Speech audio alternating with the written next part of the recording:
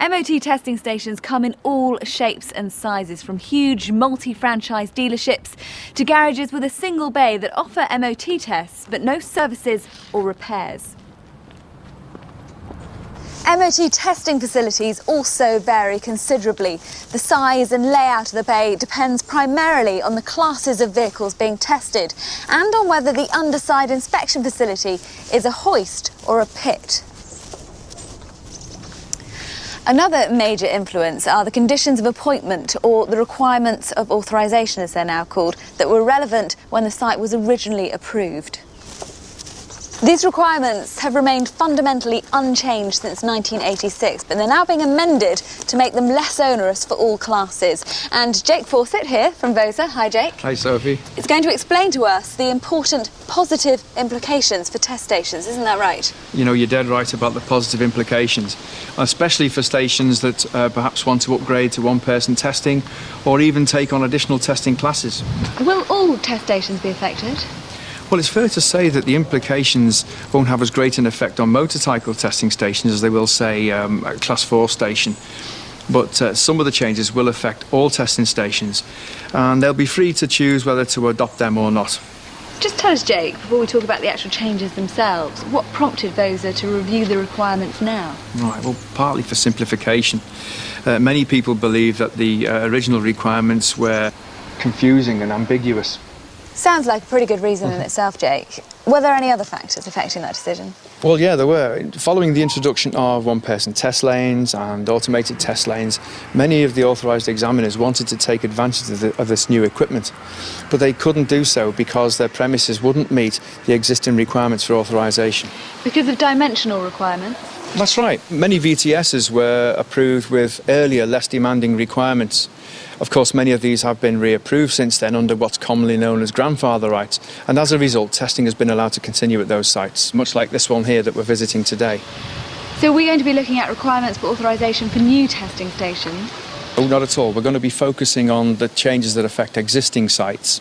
However, it may also affect multi-site authorised examiners as well. If they have smaller premises which they already own that they couldn't get authorised under the existing requirements, but find that they can authorise them under the new requirements. OK. Now, you mentioned earlier that some of these changes would affect all test stations. Well, they may do, but let's have a look at this testing station here and we'll go through it. OK.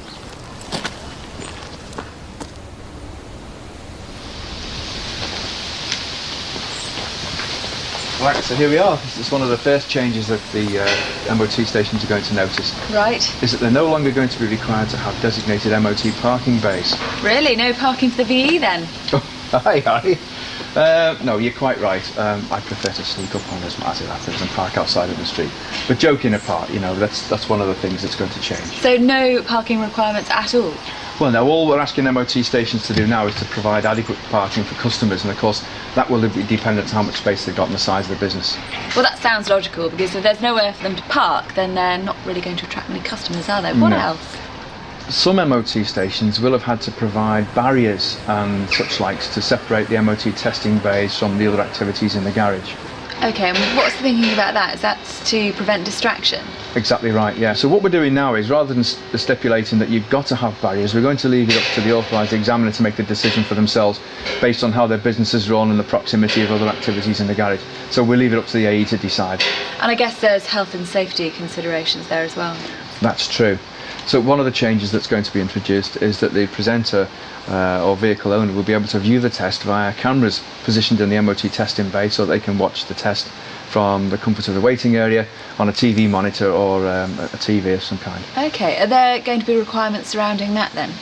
Well, there will be. One thing that we won't allow is recording equipment to be used. So no action replays of the test then? No, I'm afraid not. There are very strict guidelines regarding the use of recording equipment. And of course it would overcomplicate the test process, and we don't want to give the authorised examiners any additional burden of extra cost. And I guess they might also feel a bit like Big Brother is watching them if it's all being recorded. Yeah, it probably would, yeah. So we don't want to add that pressure to the job. So how good should the picture quality be? Well, to be fair, we've deliberately avoided the issue of picture quality so as not to overcomplicate the issue. However, the image should be good enough so that the presenter or the person bringing the car to the test station can view all aspects of the test in reasonable comfort, and it should be good enough so that they can see that all aspects of the test being carried out. So would you need more than one camera for that then? Well, not necessarily, because if there's one camera so positioned that the presenter can view all aspects of the test as they would do from a normal viewing area in the designated test bay, then that would be okay. But however, if the AE thinks it's necessary to have 2 or more cameras, that's entirely up to them. Are there any other changes that are going to affect all testing stations? Whilst the dimensional changes will primarily affect all classes, it'll be mainly new stations rather than existing ones that they'll affect. OK, so if you've got a testing station and you want to install the MOT viewing cameras or get rid of parking bays or barriers, do you have to notify VOSA? First of all, because barriers and parking areas are no longer going to be a requirement, you won't need to let us know about that. But in respect of the viewing cameras, yes, they will have to let us know, because we'll need to go along and check that they're fit for purpose. And I imagine there's a form, is there, that they'll need to fill in to get the wheels in motion? Oh, yes. Well, they'll have to complete a VT1 form, and the relevant sections will be A1, A2, A8 and Section C. OK. And once you fill that in, send it off to our local area office, and that'll get the wheels in motion.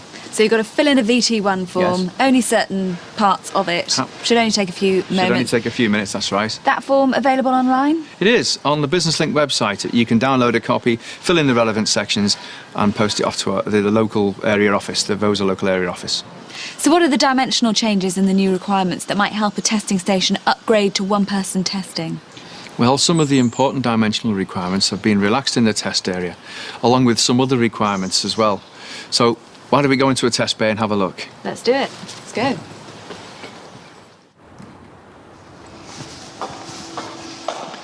Right, so here we are. We talk about the dimensions more specifically later on, but as you can see, this garage here was authorised before 1986, so it's actually operating under grandfather rights, and we can see that clearly by the fact that the roller brake tester is so close to the doorway. Under the current regs, there would have to be a distance of 4.5 metres between the roller brake tester and the door threshold. So under current regulations, basically, these guys wouldn't be able to upgrade to one-person testing simply because of that lack of space. That's true, but we could get around that by extending the building outwards, but of course that's clearly a very expensive option. Yeah, expensive, and, you know, also they may not have the space, or it might just be very difficult to get planning permission. Well, that's true. However, under the new regulations, there may be possibility of them upgrading to one-person testing. However, there may still be a bit of work involved. Like replacing equipment? Possibly so. For a start off, they would need a lift with wheel plate detectors fitted. Couldn't they just be fitted to the existing hoist, though? Well, it is possible, but in real terms, it's probably very unlikely. But in all cases, we will need written confirmation from the hoist manufacturer that the hoist is suitable for the fitment of wheel plate detectors. And another thing to bear in mind is, of course, is that the original hoist might not be long enough to accommodate the extra length that's going to be required for the fitment of wheel plate detectors anyway. But if the hoist needs to be longer, wouldn't that mean moving other equipment out of the way? Possibly so, but that'll depend on the layout of the test facility anyway. But we'll look at the dimensional changes a bit later. Now, you mentioned the possibility of adding other test classes. I did, and it's possible that the relaxation of certain dimensions may allow test stations to take on other classes. For instance, a Class 7 testing station may now be able to test Class 4 vehicles without any modifications at all. And what about vice versa? Will Class 4 be able to do Class 7? Well, that's possible, but headroom and doorway width will be a defining factor here. But it's much more likely under the new requirements than it was under the old ones. And another thing worthy of note is as well, that if you have the opportunity to test at Class 7, you will also have the opportunity to apply to be able to test Class 5 lightweights as well, should you want to. OK, and what about Class 4s taking on motorcycle testing? Could that happen now, particularly if they've already have the staff there who have the relevant expertise? Well, that's a possibility as well, of course, especially as how some of the automated test lane brake testers have the ability to be able to weigh motorcycles and brake test them as well. What if they have plate brake testers, though? Well, it's the same again, really. Some plate brake testers are suitable for testing motorcycles, Class 3, Class 4 and Class 7 vehicles, provided they have the correct software fitted. So do decelerometers come into this? Yeah, they do. Now, if a VTS wants to take on the additional classes of testing motorcycles, they must have a suitable decelerometer. However, some decelerometers are suitable for testing all classes of vehicles, so they would only need one. What about existing motorcycle test stations then? Do they need to have a decelerometer? No, they don't. Only new applicants for testing motorcycle classes will have to have a suitable decelerometer. Existing Class 1 and 2 stations, it remains optional.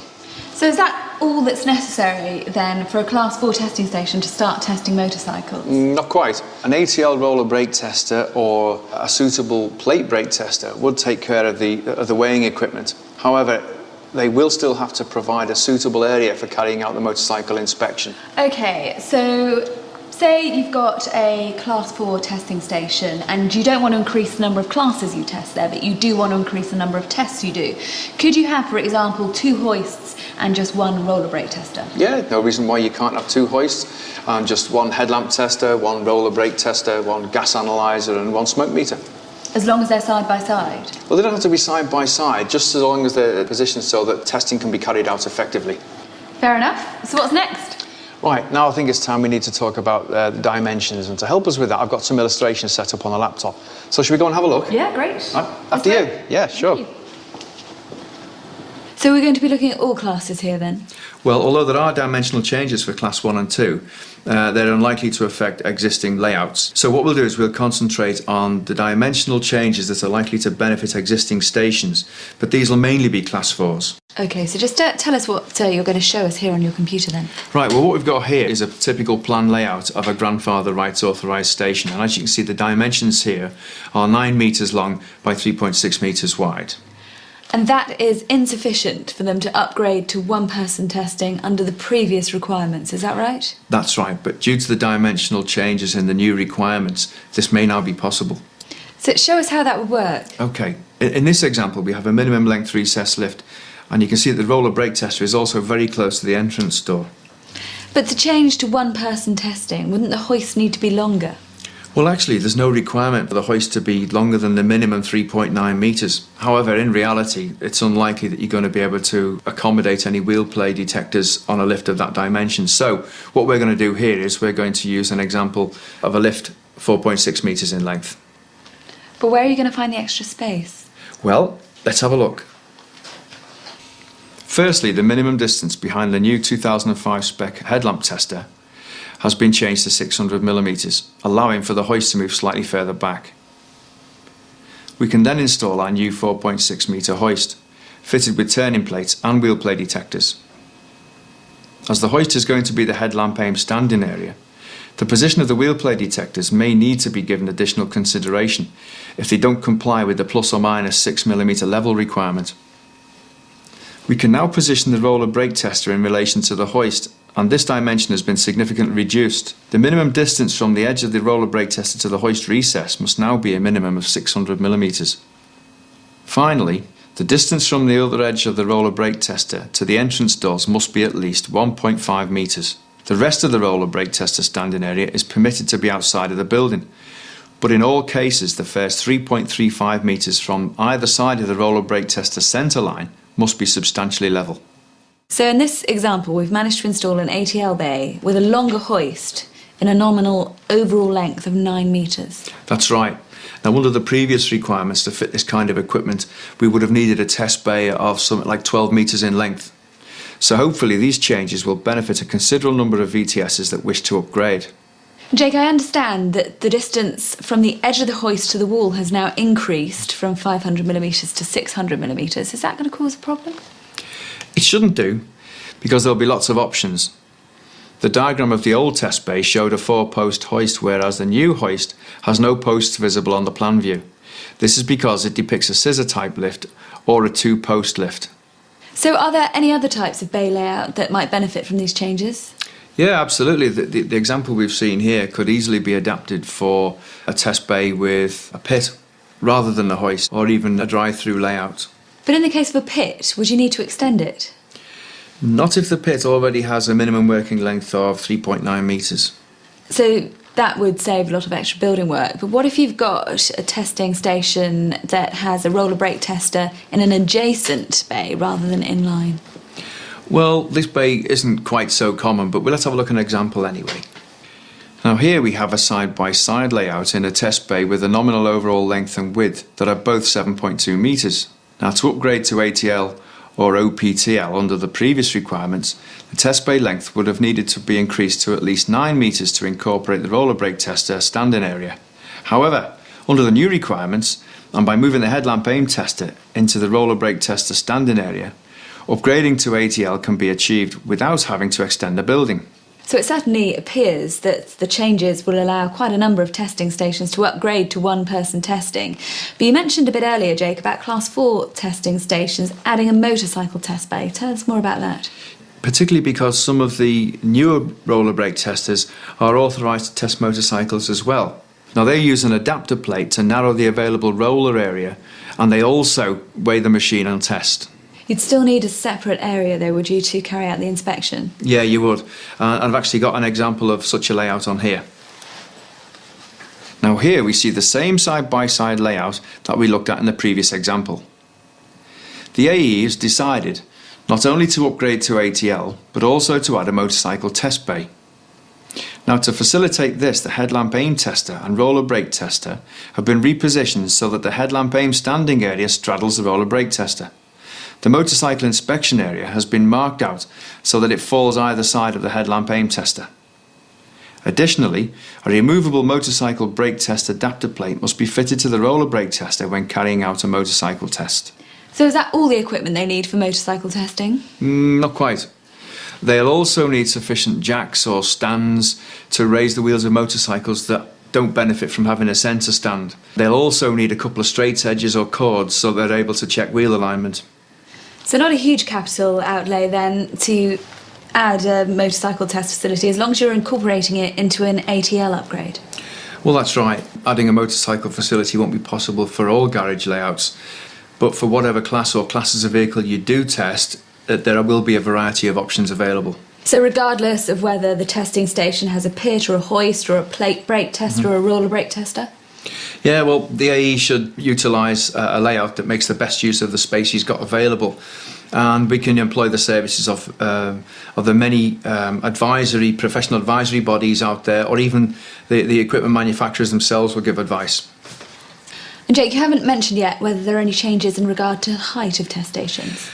No, in general, the headroom requirements haven't changed, although over a lift, the headroom dimensions have been simplified, so it makes it much easier to understand.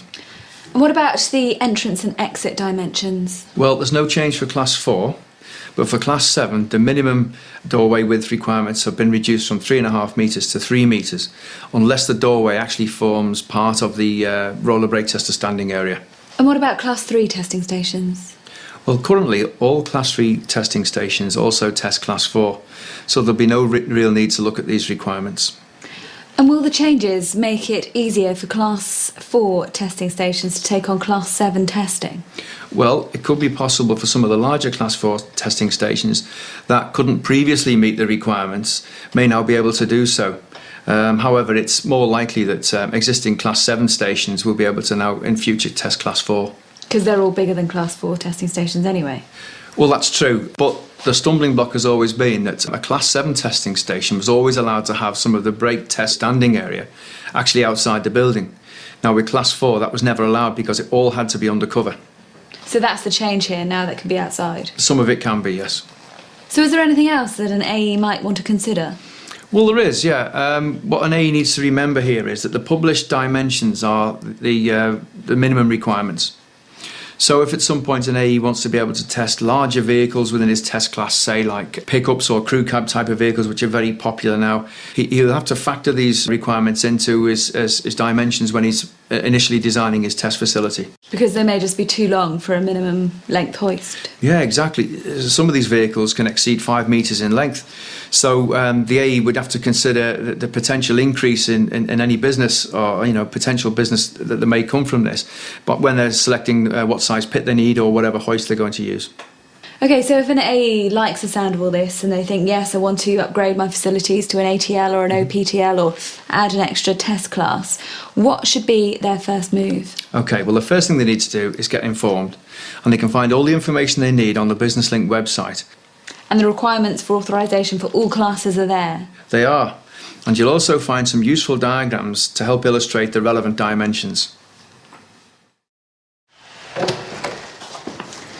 So So Jake, if an AE decides upgrading is a possibility, can they just sort of crack on and start installing new equipment? No, certainly not. They shouldn't start to install any equipment or make any alterations whatsoever until they've notified VOSA and obtained approval in principle. That way they can avoid some very expensive mistakes. Well, that makes sense. How do I go about doing that? Well, firstly, we need to get some plans drawn up showing the intended test bay layout. And it just so happens I've got a set of plans here for us to look at. They look pretty detailed. This one has a bay for all classes. Do they need to be quite that detailed? No, they don't. The plan needs to be a fully dimensioned drawing of the proposed MOT testing bay showing the location of the test equipment and the area from which the test may be observed. Hopefully you'll already have a separate site plan from when the VTS was previously authorised, which shows the location of the premises, the test bay, access and parking. So, would I need an architect to prepare those plans for me? No, not necessarily. If you're buying new equipment, you'll find that many of the equipment suppliers will offer the plans as part of the package anyway. Or alternatively, you can do it yourself and save a few bob in the process. So do my plans have to be to scale, though? No, they don't. As long as all the test equipment is fully identified and the plans are fully dimensioned, that should be okay. Okay, and once I've got my plans, I guess I need to fill in one of those VT1 forms that we spoke about a little earlier. That's right. Download one of those from the Business Link website, fill in the appropriate sections and then post it off to your local VOSA office. And so I send that off, and if they like the plans, they'll give me approval in principle? Yeah, they might do, but bear in mind they might also want to send a vehicle examiner along with a tape measure just to check a few dimensions. Well, Jake, from what you've been telling me, it sounds like these new requirements could be pretty good news for quite a few test stations out there. Yeah, happy days. You know, we've been listening to the trade and hopefully the changes that we've made here will be of benefit to many.